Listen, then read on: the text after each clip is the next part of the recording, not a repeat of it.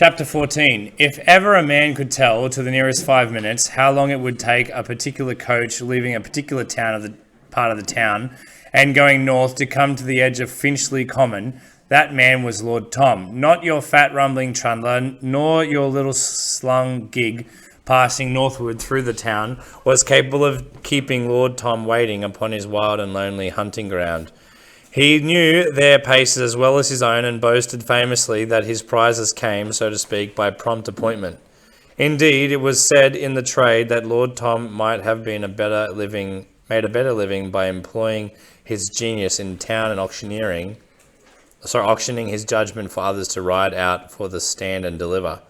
Not that he didn't ride well and shoot well, but it was sometimes said by those who'd accompanied him that his nature was too bold for so secret an undertaking, and he was inclined to show courage when there was no call for it. Given the size of the coach, as you've described it, given this weather, given the crowds of Dick Morone this day, given the starting from Vine Street, your Mr. Mansfield will take luncheon at the Queen's Head in Lamb's Conduit Fields and come upon the common at 4:30 o'clock. 'Tis certain, Smut, sure as we're in this cellar, sure as my name's Lord Tom.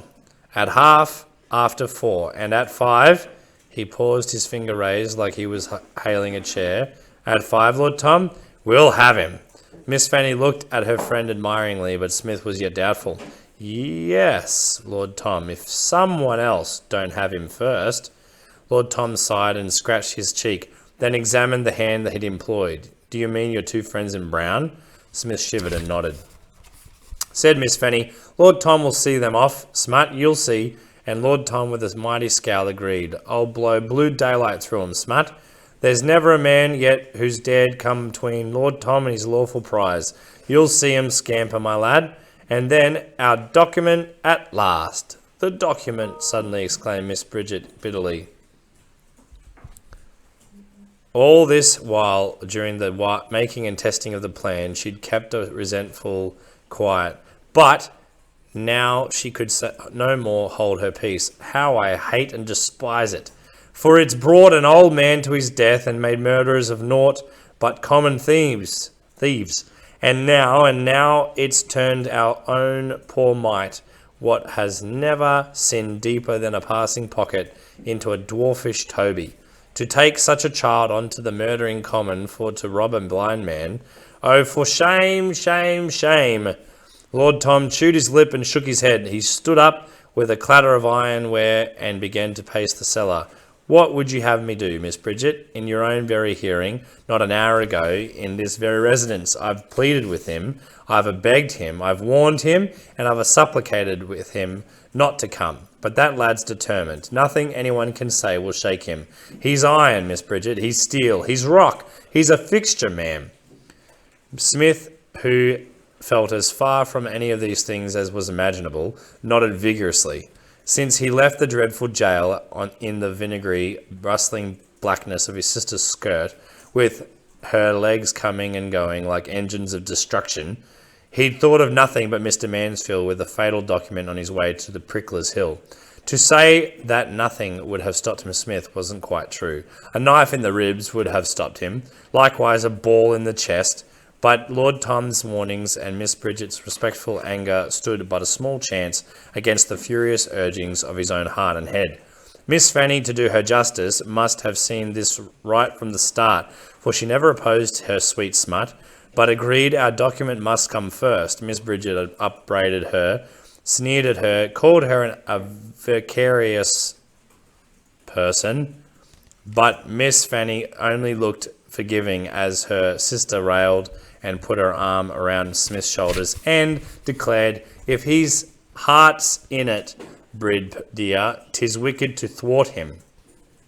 So Miss Bridget turned in full force of her tongue upon Lord Tom, who was somewhat shaken by it, for he had, maybe, more prideful feelings than Miss Fanny. So the highwayman was driven to defend himself and feel that he had to restore himself in the eyes of Miss Fanny and Smith. Not that Miss Bridget's tempest could have ever sunk Lord Tom in Smith's bright eyes, for the boy held the green-cloaked robber in the deepest admiration and respect, which respect agreeably enough was treasured up by Lord Tom as a bright warm day to remember in the winter of his life.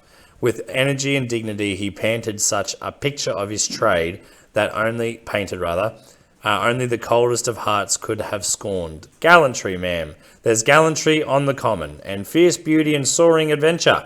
The highwayman's eyes sparkled, and he brushed the back of his hand across his cheek, as if he could feel the wild night upon it. Then he went on to relate exploits that he'd told of many times before. Never so handsomely.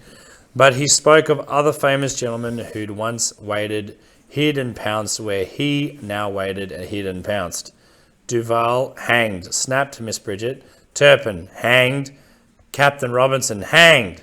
Yes, ma'am, they paid for their joys. They're dead and gone, and so a great many other folk. 'Tis the common penalty for living, but it's not the quiet, mewing, moaning bed perishings that haunt the common of a moony night. No, ma'am.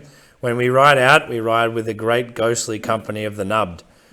Many a time I've heard Lord Tom, I'm watching a friend, in Turpin's own voice. Then Lord Tom, with dreamy grandeur, told of these dead men's doings in the days of their lives, and went then back to his own to draw a parallel, then back again, till it was hard to tell who'd done what, Duval, Robinson, Turpin, or Lord Tom. In spite of herself, Miss Bridget's heart beat a little faster, for she was but 23, and Miss Fanny's and Smith's when all was said and done. Smith's sister. Smith's heart also was beating faster, but from a strong anxiety that Lord Tom's eloquence was dangerously delaying them, and that they'd be too late upon the common. For the first time in his life he wished Lord Tom had had fewer adventures and hadn't remembered them so well. By tonight we'll have our documents safe and sound, he heard Miss Fanny murmur, and Smut'll read it to us with new tallows, and we three sat at the table for all the world, like reading a psalm from the scriptures. The document, with a start, Smith remembered it. Not that he'd ever forgotten it, but its importance now seemed changed. If, by destroying the document, he could have destroyed Mr. Black and his friends, he'd have done so. The document was now not so much a means of his going up in the world, but a way of preventing his going down. "Well, Smut, me comrade in arms of this day, are we fit and ready?" exclaimed Lord Tom at last, staring at the fine French watch, and had been the subject of his last told adventure. 5 minutes to make your adieus, Smut, then it's the common for the pair of us. Thankfully, and with a mounting excitement, Smith left his seat and stationed himself beside the tremendous highwayman, when Miss Bridget somewhat desperately protested, "But he'll freeze to death. He cannot go so ill-dressed." There was a further delay while an ancient cloak was found to cover Smith's bedraggled finery and queer hat that Miss Fanny had once toyed with, to cover his tangled and matted head. He had a certain shabby splendour, and even Miss Bridget gazed at him with surprise and a reluctant admiration as he began to mount the stairs. Smith, caught up in the romantic spirit, felt himself full of the gallantest dreams. He turned, waved, and cried, "Adieu, dear ladies, wish me—" He stopped. There was a loud knock on the door. "Gosh," muttered Smith, "it's for me." He bolted back into the cellar, his cloak flapping his ruined wings, and hid behind the curtain. Lord Tom stood grandly guarding his small friend's sanctuary, and the two sisters rose together. "Come in." They entered a small, wizened man with eager eyes, carrying a bundle. He peered down into the body of the cellar and grinned and nodded to the company. It was Mr. Jones' assistant, come, not for Smith, but for Dick Marone's fine suit, to be altered for Mr. Jones' father. There's a good son for you. He threw the bundle on the table and said Mr. Jones himself would be calling to describe his father's figure and shape tomorrow. Today he was tired out. The crowds, the shouting, fairly frayed him. Then he went and left behind a gloomy silence. If ever 4 souls in a cellar were haunted by the lack of a ghost, there were gathered now. A coat, a waistcoat, and a pair of breeches. That was all there was from Dick Marone. No breath nor whisper of a ghost came into the Red Lion cellar to quicken the 4 sad hearts or stir the pitiful heap of clothing. The gallantest robber of the Hounslow Heath was as dead as mutton, not able even to haunt his own breeches. Lord Tom bowed his head. Miss Fanny wept. Said Miss Bridget, "Take care of him, Lord Tom, for my heart chills. Watch over little smut. I'll guard him, ma'am. With me very life, I do assure you, while he's with Lord Tom, no danger will offer. I promise you, ma'am. Come, lad. Away! With the best will in the world, Lord Tom tried to be in good spirits on the way to Finchley Common, but the sadness lingered, and he kept falling into a silence as heavy as the glum sky. And Smith, whose dearest dream and brightest hope had come to pass to be riding out on the snaffling lay with his hero Lord Tom, was as melancholy as sin. Sitting in the front of the highwayman's saddle, he turned round from time to time and saw Lord Tom's great bristling face, dark under his hat, much troubled. So they rode on, this weirdly romantic, fantastic pair, the infant jailbird and the glowering highwayman, through the thick snow towards the famous place where Lord Tom and all of his hanged ghosts waited, hid, and pounced.